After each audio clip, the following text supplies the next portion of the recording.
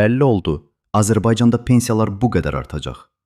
Azərbaycan Prezidenti İlham Əliyev yerli televiziya kanallarına müsahibəsində son 7 il ərzində 5 sosial islahat paketinin icra edildiyini və bu islahatların 4 milyon vətəndaşımızı əhatə etdiyini bildirib.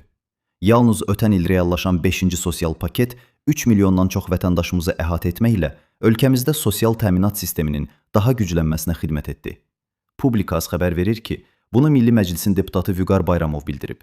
O qeyd edib ki, 2025-ci ilki artımlar üçün illik əlavə olaraq 1,4 milyard manat ayrılıb.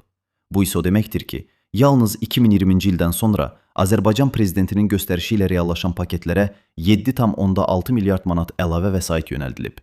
Deputat deyib ki, 2024-cü ildə Respublika üzrə orta aylıq əmək haqqı 8,1% artmışdırsa, ötən ilin ilk 10 ayında artım 9,4% olub. 2025-ci ilin yekun nominal orta aylıq əmək haqqı artım faizinin fevral ayının əvvəllərində rəsmi elan ediləcəyi gözlənilir. İlkin gözlənti 9,2% maaş artımıdır.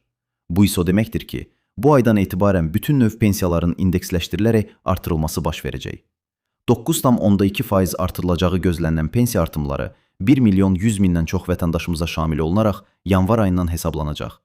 Bu bütün növ əmək pensiyalarını, o cümlədən yaşa, əlilliyə və ailə başçısını itirməyə görə əmək pensiyaları alan bütün vətəndaşlarımıza şamil olunacaq. Vüqar Bayramov onu da əlavə edib ki, 540 manat məbləğində orta pensiya alan vətəndaşımızın pensiyasında bu aydan 50 manata yaxın artım olacaq. Yanvar ayının artımı fevral ayının artımı ilə birlikdə ödəniləcək.